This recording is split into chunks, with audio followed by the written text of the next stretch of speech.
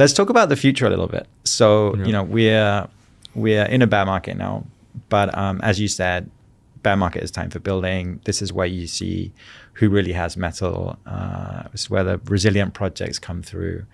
And any trends that are kind of picking up in the bear market, we could hypothesize we'll have a better chance. I think one tip and also encouragement to those that are still fighting out there, struggling to raise money or to build a team to launch a product to market.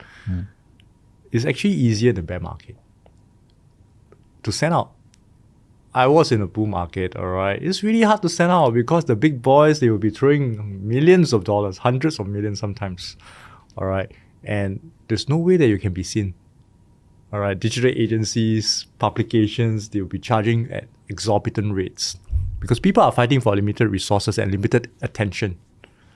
So this is a time where you can be able to build good attention with the right audience, because during the bull market, it's just too much noise, right? Just too much noise, and this is the time where you can really build a good following and stuff like that. So going into the future, definitely, as I mentioned, I think we all know about Bitcoin halving, and it's all about, belief, perception, and everything, law of attraction, self-fulfilling prophecy.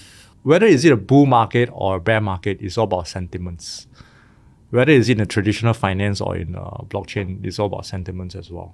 All right, greed and fear, FOMO. All right, so these are some of the things that drives the market. So in terms of the macro, definitely there will be a few key drivers, whether is it the Bitcoin halving or is it new technology or new traditional players or new regulations that enable mass adoption.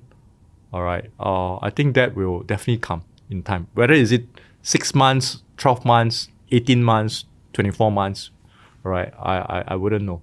But I think that will come. So that macro will bring along the next wave of mass adoption as well, like what we've seen in the last one. So the last one we have seen, millions of people got onboarded, right? Like myself. All right. Although my first interaction with cryptocurrency is 2016 in Shanghai, where Bobby Lee from BTCC gave me my first Bitcoin as a souvenir. Back then, one Bitcoin is only $1,000.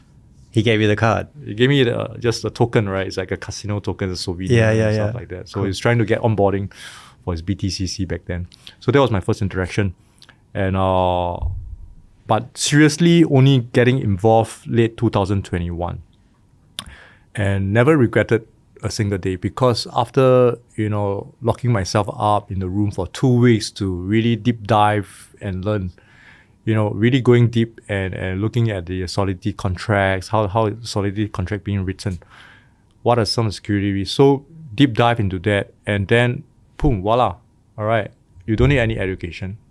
I think 90% of the people in this Web3 space don't have specific degree or masters or PhD in blockchain.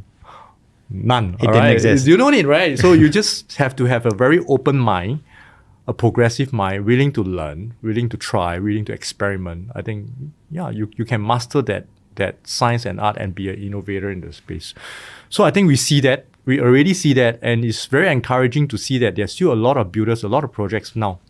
Deep in the bear market, it is still a very optimistic future, for sure. So it's not going to zero. If it's not going to zero, then where is it going to be? And then where do you want to come in to learn and try, or to experiment, or to build? All right, we will definitely have setbacks. All right, that is why having that resilience mindset and that positive mindset to keep yourself going and keep your team going